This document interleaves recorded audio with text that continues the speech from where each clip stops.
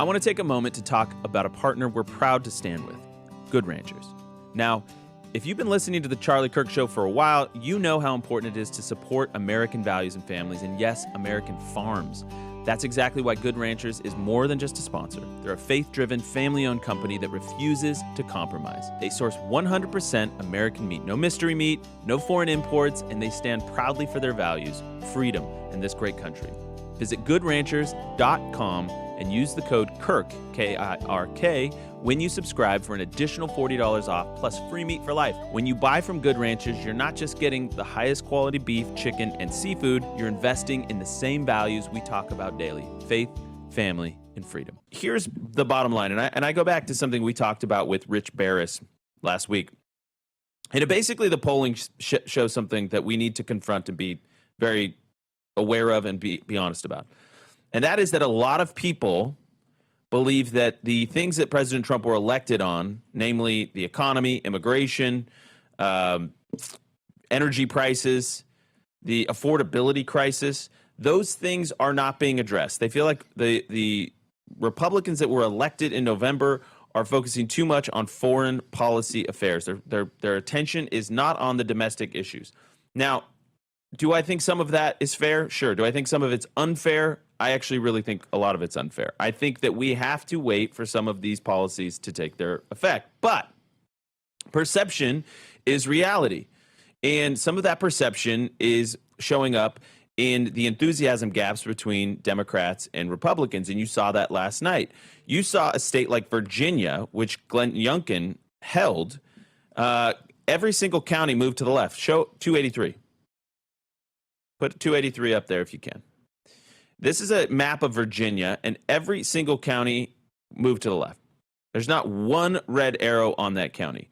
And what's happening is you're getting a lot of normie, sort of working class, ethnic minority voters that said, hey, Trump's good at making me money. I had more money in my pocket when President Trump was president the first time, who just come out to the polls because they thought, hey, I'm poorer now. I'm gonna give the other guy a shot. And they don't feel that yet. They don't see it yet. And again, perception is reality. We have to do these big, audacious, crazy, policies where, I mentioned to Rich Barris, we need a Hoover Dam. Obviously, we're not going to be building a dam in 2025, but we need these big visual markers to say, hey, we're breaking ground on this big thing. We're focusing on this big thing. We're delivering for our voters. And again, a lot of this is going to be low propensity, normie people that are not checked into the political process every day, like a lot of you that are watching this show, a lot of us that follow this every day. They need big wins that make them feel a certain way, that make them feel like the politicians they elected to office and to power are doing the work that they elected them to do. It's the economy, stupid. I know that it's cliche at this point, but that's true. And we see that in the polling. There's too much focus on these external affairs. The only one of the domestic policy fronts that President Trump is scoring high on right now is immigration. So, yes, that becomes an animating issue for the left, but ultimately, the majority of people are still happy that the border is not overrun by illegals. Well, and keep in mind, Andrew, so, off election cycle elections, so non-traditional. Non-presidential years, really. Well, even midterms are. Well, this isn't even a midterm election. This is an off-presidential cycle. So what happens is that you have low turnout, and the determining factor is who shows up and who gets their people out. So it's 2 points. I was about to get to that point. So the first point is enthusiasm gap. And right now, we're just being honest here. Enthusiasm drives turnout. Yeah, enthusiasm is down for us right now because of a couple things. I think, again, it's this foreign policy fixation. Are those wins important? Yes, because when we have peace in the world, we're allowed to focus on domestic issues. So you almost have to fix all the garbage that was going on in order to be able to fixate on the domestic policy issues. But again, perception's reality. We need to, as many of these foreign trips and all this stuff, it's really important. It's good. We need to actually message equally, if not way more so, on the domestic wins, the domestic achievements here, right? Then you pair that with an enthusiasm gap. You pair that with something that Data Republican mentioned really quick. Throw up image 300. And she's looking across Indeed and the job sites, and she found over 6,000 jobs for grassroots These are civic engagement people. This would be ballot chasers on the left. Now so here's the pairing of these two nodes. You've got to have the infrastructure to drive low propensity voters out, but you also have to have policy wins and candidates that are that inspire enthusiasm. It's a both and. All right. So in 2024, Kamala Harris still had, and the Democrats still had the edge on ballot ground game stuff. Yeah. They had more people out in the field. My mom in Nevada, swing state, had her door knocked on about 14 times. Yep. She was throwing out all of the paperwork they were leaving, the pamphlets and all this stuff, because she didn't want to vote for Kamala. It didn't matter. My mom's kind of a swing voter, actually. She's proudly independent. I've been working on her for years. But the point is, because she was on their radar, she got hit up a lot. Okay, it didn't matter because for Kamala, she was a bad candidate. Okay, Trump was coming in after a disastrous 4 years. People were ready for change. Okay. So you have to pair up enthusiasm with ground game. And when they have 6,000 job postings on the Democrat side to get out ground game and knock on doors, that is a heck of a mountain to climb when you're conservatives with a low prop voting base in an off-year election, okay? So the point is this. Focus on domestic. Focus on policy wins. Perception is reality. You have to show, tell, and reveal to the audience the things that you're doing for them to make their lives easier and better, to make them richer. And then finally, you have to build the infrastructure. We have to keep building. A lot of people think Turning Point can be in 50 states. That's not really going to ever happen, okay? There's limited resources. The donor class has to align with the new realities of elections and the new realities of the conservative base, and that is that we are a low-prop party that's lacking in enthusiasm, and the coalition that we built, we've done a lot to actually alienate them, and we have to be honest about that. Well, you brought up something really important, Andrew, is, again, a look back at Glenn Youngkin's race. And Glenn Youngkin's a very nice guy. I just was in a room with him this week, and he speaks very well. And I think he's appealing to a lot of voters. He's a great candidate. I mean, you could disagree with him and call him like a rhino or something, not true MAGA. I'm telling you, the guy's a great candidate for a state like Virginia. Well, but let's look back 4 years ago. Let's look back to when he ran. When he ran, he won because the moms showed up big time. Mm-hmm. Because if you remember, the enthusiasm, really so the enthusiasm wave that he rode on was, remember, there was this entire scuffle that was happening across the state of Virginia where parents were showing up to school board meetings, and that gave them the wave, the enthusiasm lift for him to win. Well, let's check this out. So throw up image 296. I think this is really telling. Virginia AG race by gender. Look at this. So this is Jay Jones, who proudly fetishizes killing his political opponents, doubles down even when the person on the other end of the text is telling him that they're uncomfortable with the way he's talking. Females, 61% to 44 for Jones. So Andrew, let me 61 to 44. Let me spell this out for everyone. If you have a 20+%, and in a lot of cases it's more than 20%, a 20 to 30% differential on candidates for females, so the left, they're voting for leftists by 20 to 30 points in addition. And then our males, you saw the numbers, our men are not matching the same numbers. Matching the same numbers, but it's close. Men are voting for the Republicans by 15 to 20 points. Yeah, it's 55 to 39. But here's the problem. 16-point edge. If fewer men show up to vote and more women show up to vote, then they have a dramatic differential in that. So again, a presidential, you have about the same amount of men and women who show up to vote. In a off election year, you have a lot more women potentially show up to vote. I don't have the data in front of me for Virginia, but I can just tell you right now by the outcome is that a lot more women showed up to vote than men.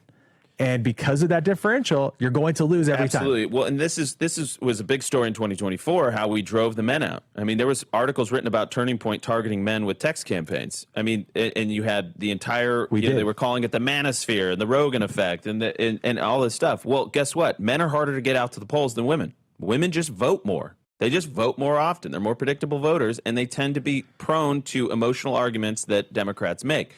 Check out this image, 297. This is Virginia by how many children do you have? And if you have them, then you voted for Miyares, the Republican candidate. If you don't, you voted for Jay Jones. So there's another dynamic there.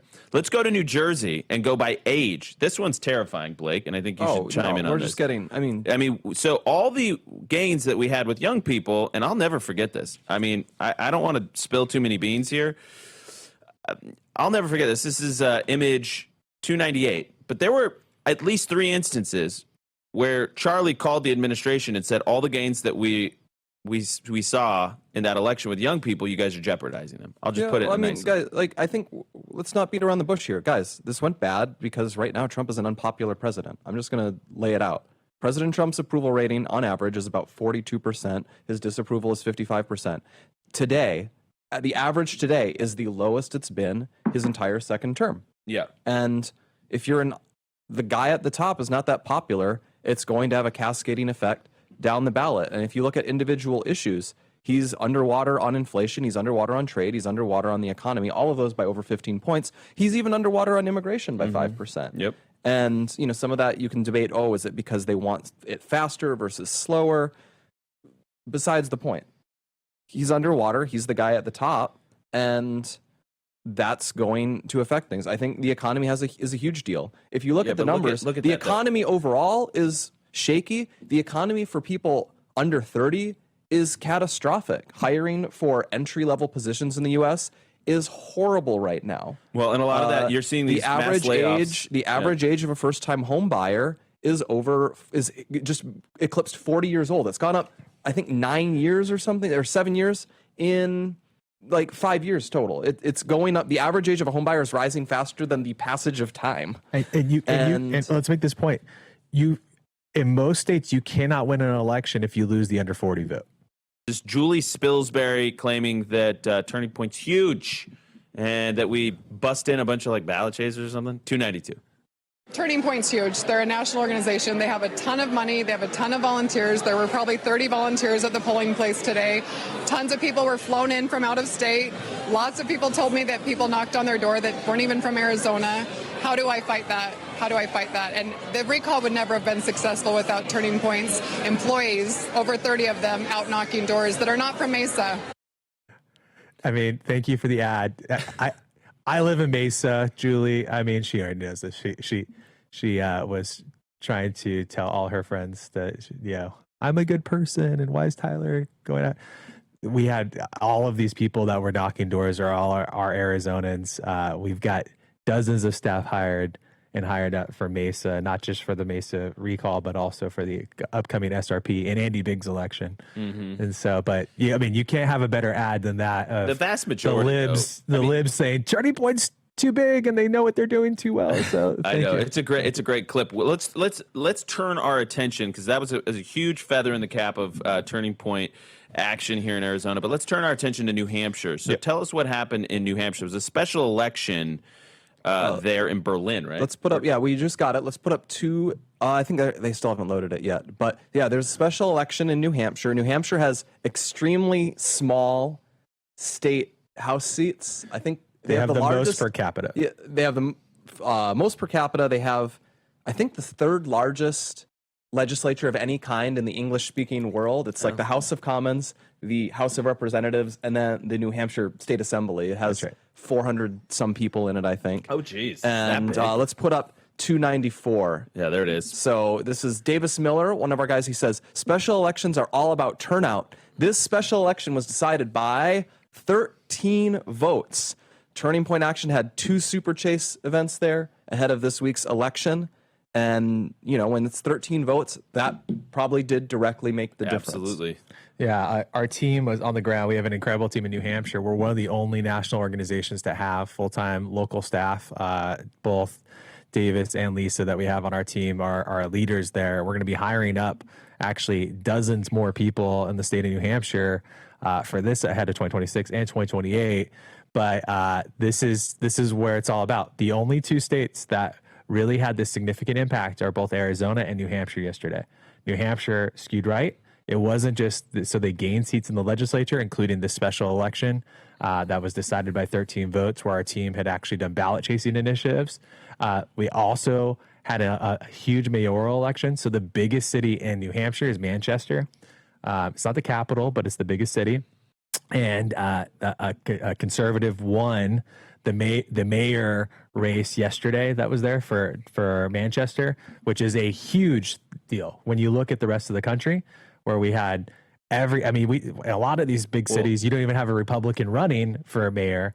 A Republican won in Manchester, and again, the pathway to 2028, directly goes through Arizona and New Hampshire. Well, and that's I want to give people a little bit of a sense of where this is going. We are, and I mentioned this last night on the stream, but for those listening now, there is I see this on X a lot where they're like, you got to get into this race, and why isn't Turning Point coming out here earlier? And why isn't, listen, if somebody wants to fund something, that's one thing. But we have a disconnect with our donor class of what they're willing to invest money in, okay? So, for example, we had people in New Jersey, we had people in PA, we had all this stuff. Did we have enough? Obviously not. But secondly, is anybody going to fund it? Yeah, that's a real big question. For example, us flipping Arizona last year, this was not we had some Super Chase events. This was we had full-time staffers handling quite small geographical areas, knocking on doors regularly, knocking on doors repeatedly, following up, getting to know, building the relationships in all these local areas. Well, that is bluntly not a cheap thing to do. It's not an easy thing to do. There's a calculation for it, Blake. I mean, it's really simple. We've done all the math. We can show you the math of what it takes for each of these states. And it's really simple. It just breaks down to how many votes exist out there that are low propensity, are enough chaseable to win, and how many bodies do you need to cover those bodies? Just so you know, we had, I don't want to give away the inside scoop here, but yeah, there's a very small population that you put a staffer on. Very, very small. Yes. So, but here's what I want to say. Like, I think there's this tendency and you see this on X, after Charlie's assassination, to sort of like think, oh, Turning Point's like so gargantuan that we can be in all 50 states. That's not at all how it was. Charlie was very good about saying no. Okay. Yeah. He was saying no to bad investments, and he would focus Turning Point's attention, and that's what we're doing. We are very focused on building a red wall that can literally make their models have to go into very unfavorable territory in 2026. One thing we didn't talk about yet was that it looks like the goose is cooked on the Minneapolis mayoral race. Omar Fateh looks like lost in ranked choice voting. They have ranked choice voting that's implemented in Minneapolis, and this is the rare occasion where Deep Blue City ranked choice voting actually benefits a little bit, and Jacob Fry looks like he has squeaked it out by a few thousand votes. Wow. Win one for the, I guess, the old school Democrats there. But ranked choice voting... But again, this is what caused that. I'm going to say that I don't know how people respond to this. But we were commenting even in the cold open of the show, and you were listening to it like, he's like, I got 4 words for you. This is Mamdani to Trump. Or was it? Yeah, it was to Trump. He goes, I got 4 words for you. Turn the volume up. And I looked at Blake. I was like, damn, he's talented. Yeah. Omar Fateh was not talented. Not talented. Not talented at all. No, neither is Jacob Fry. But, I mean, here's the thing. You had 2 things happen in the mayoral race in New York City.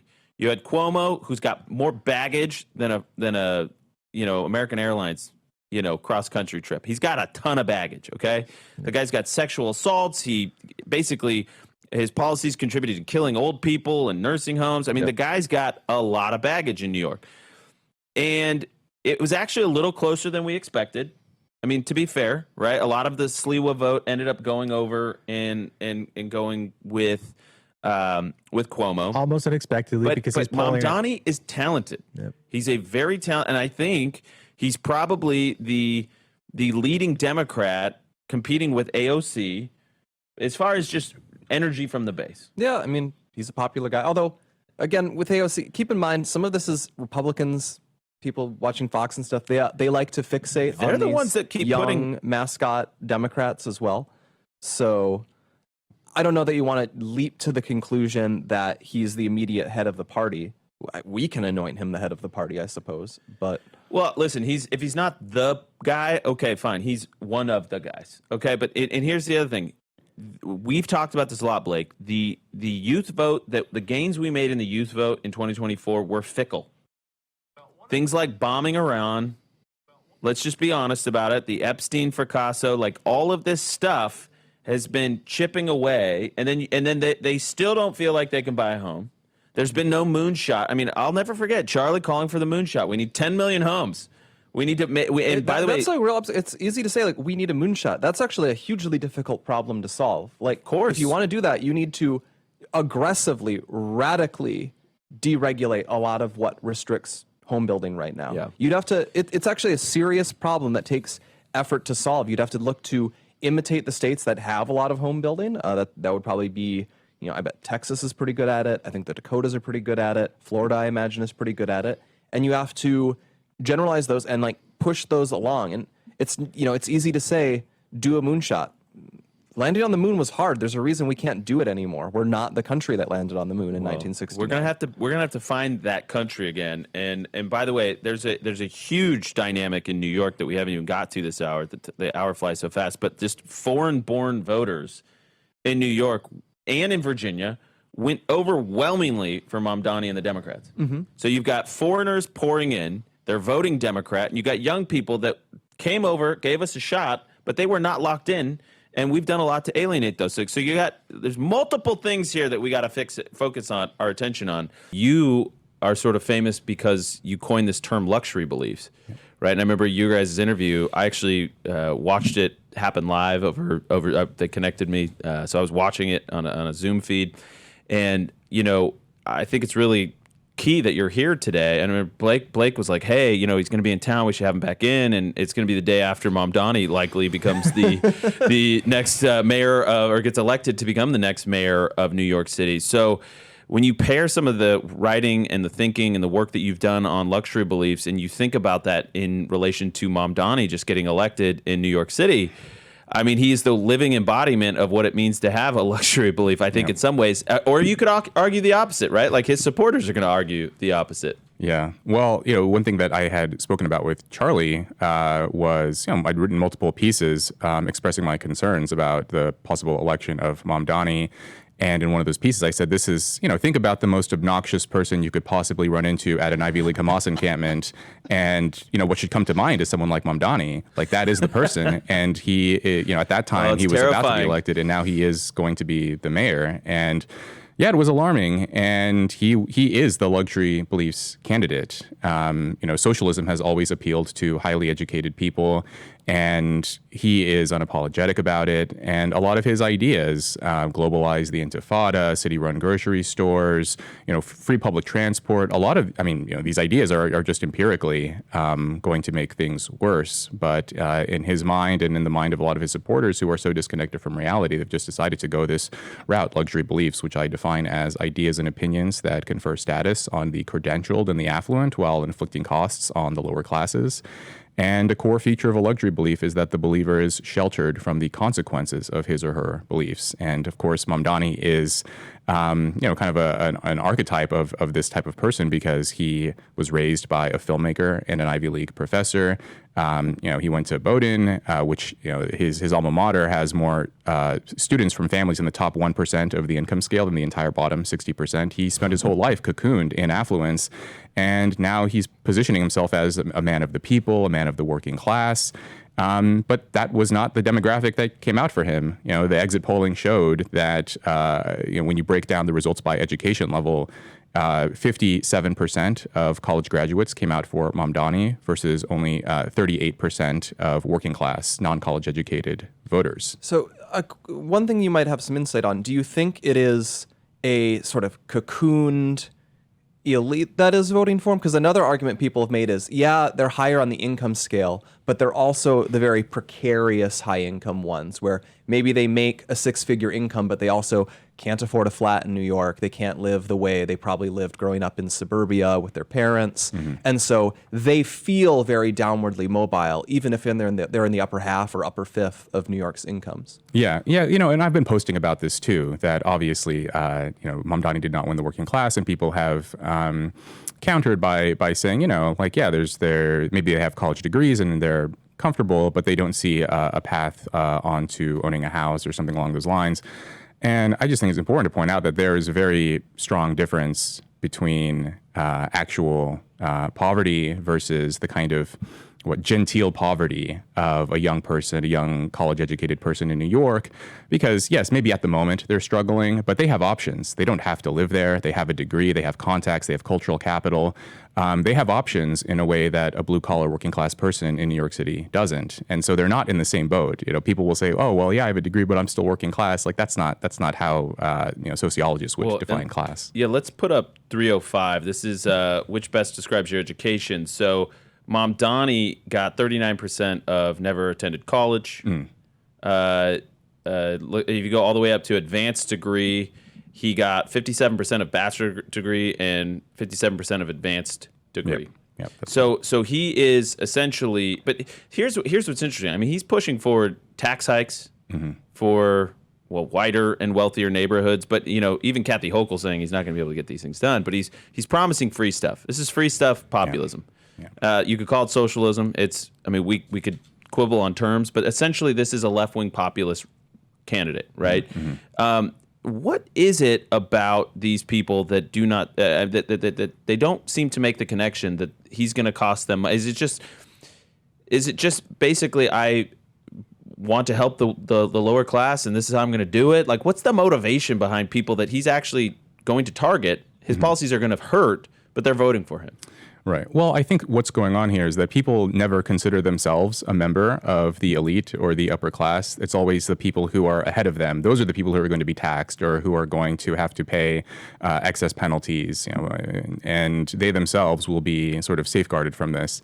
Sometimes I'll talk about if you track Bernie Sanders' speeches over the last 10 years, back in 2015 during the Democratic primaries, he would always talk about the millionaires and the billionaires and the millionaire class and the billionaire class. And then you go through 2017, 2019, and now he just talks about billionaires because at some point in the last 10 years he became a millionaire and now he exempted himself. And now, no, the millionaires are going to be safe, but now we're just going to go after the billionaires. If your family, your dad is worth $100 million, he's going to be protected because he doesn't have $1 billion. Yeah.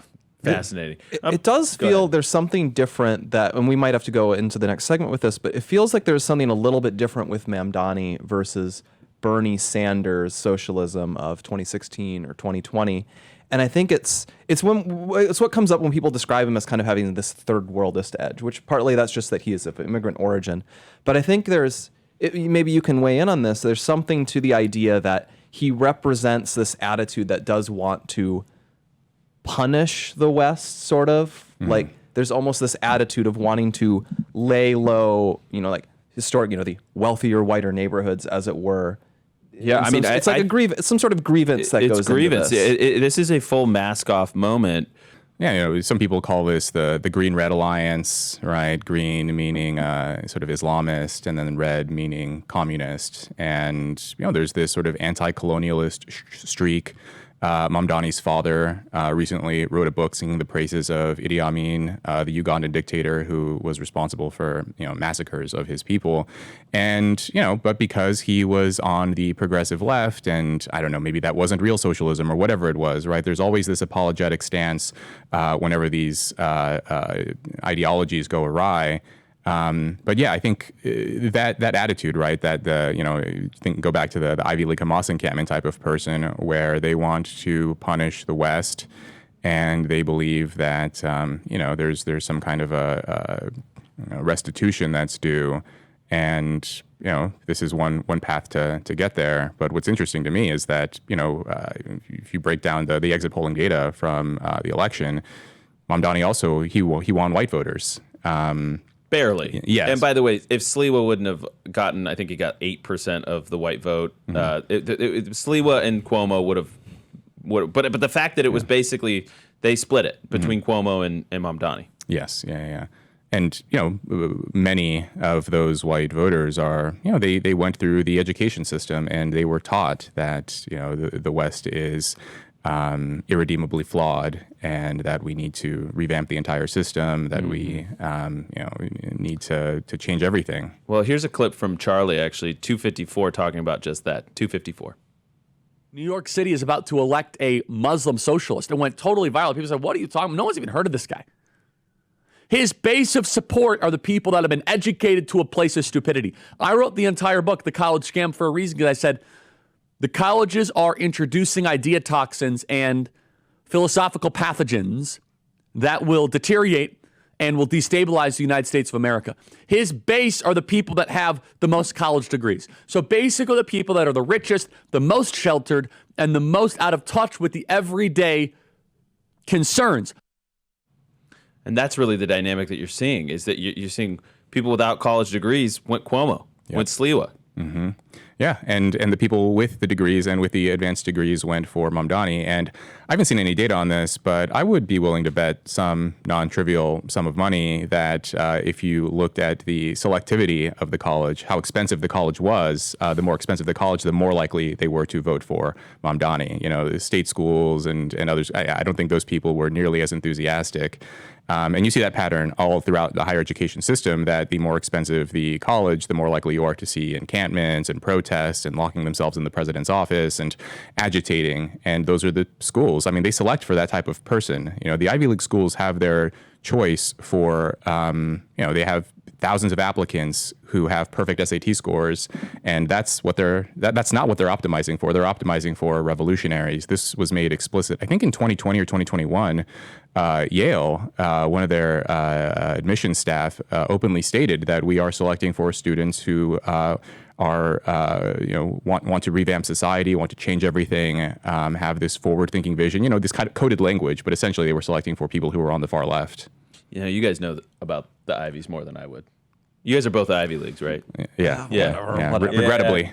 Whatever. You guys are part of the problem. I want you to know that. It does seem interesting, though, that it's almost like it's. I think of how in Mexico, you know, the PR party of like institutional revolution or like perpetual revolution, that to define sort of a certain class of American society, the elite educated part, as you definitionally have to sort of want to tear down or radically change society. And it just strikes me as something that could be really destructive over time if, you know, okay, well, we did the easy things to tear down. What are the harder things to tear down now? Yeah. And I think of that with Mamdani, where he wants to close Rikers and mess up the New York's public schools. There's a lot of damage he can do to that city. Right. Instead of just being a good steward, right? Like being like, I mean, that's, you know, ideally, you would want your elites and aspirational elites to be good stewards for the city, the country that they're governing. And instead, it's, well, let me find all the flaws and then introduce all these policies that have historically always failed.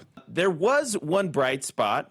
There was actually a few maybe bright spots. One extraordinarily bright spot, and that was here in Mesa, Arizona. And the Turning Point Action Team led the charge on that. The grassroots rose up and ousted in a really difficult scenario Spilsbury, who was the Republicans for Kamala leader in the state of Arizona. So Tyler Boyer, why don't you tell us the backstory there? Yeah, I mean, this was covered by the New York Times. I'm dropping in the chat if we want to throw it up. Politico brought this up. This is a huge race. So essentially what happened was the face of Republicans for Kamala. So you want to talk about Soros-type funded ventures. You had this entire mind whatever you want to call it, that happened in 2020 and 2024, where they funded these fake Republicans for Biden, and then later became Republicans for Harris, or conservatives for Harris, in all the key swing states. So the face of this organization, in many ways, was the mayor of Mesa, Arizona. His name was John Giles. He got termed out, and so it was done this last year. And his former vice mayor, Julie Spilsbury, who both were LDS, both were Mormon, and they were running as the face of this national operation that was abandon Trump if you're a Republican and vote against him in 2024. He spoke at the DNC. She was very vocal. She was on advertisements, with espousing, her elected position, that she should be trusted. And this is like Alinsky Tactics 101, is use all these things to try to persuade kind of the more feeble voter, the people that don't know as much going on, and saying, oh, everybody's voting against Trump, and so therefore I should too. All right, so what are the lessons here from this local race that we can extrapolate to the national scene. So this is the heart of these types of psyops, some people call them, these type of things that happen within politics are at the heart of how they control the narrative around these elections. So we ran, we didn't run it, the grassroots ran it. We supported it fully, was removing this person from office. To recall or remove someone from office is one of the most difficult things that you can do within politics. But this is so important to do when people try to run these type of operations. And it was hard work. You have to go out, recruit all of the people to do it. You have to collect the petitions and then ultimately win the election. This lady last year, the significance of this in Arizona, this is one of the biggest cities in America. It's like top 35 cities. This is actually, Maricopa is like the 5th largest metro area all in. I know not Mesa specifically, but people need to understand how big this is. It's the 4th largest metropolitan area in the country, and the Phoenix metro area, so Phoenix Mesa is usually how it's referred to, is the most conservative out of the big metro areas. So this is like target number 1 for the Democrats to topple. The Democrats want to turn Maricopa County blue for obvious reasons. We all know all of the hanky-panky that's gone on with elections and everything else. That's getting somewhat corrected. Not fully as much as we would like, but getting in there. This is the prime target number 1. And so this is why they choose people like this to lead the face of these type of operations. And this is why it's so important to remove these people from office, because it's the heart of it. They would recruit a Mormon to do this too. So I just want to I want to crystallize this for everybody. This is a recall election where it's an R versus an R. That's the toughest type of election to educate a population that's kind of checked out. It's an off-cycle, off-year election. Which R am I choosing, right? And so you have to then do the grassroots work, the door knocking, in order to get this over the top. And because one, this is how they do it, right? So one is like a fraudulent Republican that has the backing of all the Democrats. Yeah, it's a Republican for Kamala. Yeah, it's all the backing of all the Democrat Party. So basically, to win this election, you have to overcome the establishment. Some people refer it to as the uniparty.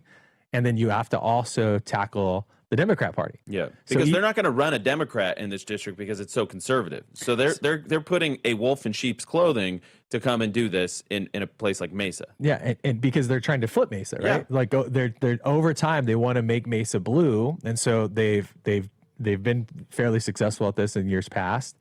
And you're basically, even in a place where it's 60% Republican, that's like this district. This district's like 50, 55, 60% Republican. But again, it's like 30+%, 40% Democrat. You have to, again, win basically all the Republicans, educate all the Republicans to vote against her. So yesterday, that was the huge bright spot, was this leader. This was a national leader in a swing state, a national leftist leader in a swing state. And let me just back that up. There was Axios, there was Politico, there was New York Times. They were all out here on a city council race. Following everything. He's following everything. They're calling everybody, like harassing everybody on the team, trying to make this a national referendum, because what they were hoping was that we were going to fail, and that Julie Spilsbury was going to be reelected, and we're going to see, this is another referendum on Trump. Well, it didn't work out that way. And Turning Point Action, I mean, hat tip to you guys. You guys were on this from the jump. I mean, it was spearheaded by the grassroots, right? And people were like, well, why are you getting so involved? It's like, well, listen, our grassroots wants to be involved in this. We're going to have their backs. We're going to be a voice for the grassroots and the muscular class. We're not going to let this just go unnoticed and unresolved here. So of course we're going to support the grassroots. And of course, this is Charlie cared a lot about making Phoenix and Arizona as conservative as Republican as possible. Of course. And well, you have to look at how they react. Politico has a headline a few days ago. This is like the first test of Turning Point as an actual, they wanted muscle in politics. You have to, Blake, in order just to flip the state, because as Phoenix goes, the Phoenix metropolitan area goes, Arizona goes. As Arizona goes, statistically, the presidency goes. Yeah, and so also when people don't realize this, is that these things are so critical, because if you lose them, it emboldens the left to spend millions more dollars in your swing state to win the next big election. Mm-hmm. Today, the Democrats woke up going, wow, they mean business. maybe we shouldn't invest the millions more dollars into that state next election cycle because it's not worth it. We need to come up with a different strategy to win in 2028. That is exactly what we want them to do. Well, if you run the models, it's like, what is it? Like 70% of the Democrat models to win a nationwide presidential race go through Arizona. That's right. So if you break the back us. of the Democrat Party in this state, you demoralize them and you let them know, like, hey, there's a new sheriff in town we're not going to be messed with, and we're going to pour a ton of resources and manpower into this state. Well, guess what? Their models get a lot trickier, a lot more difficult, and so that's why we are not going anywhere in the state of Arizona. As a matter of fact, Tyler, it's safe to say we are doubling, tripling down in the future. Yes, sir? That's right.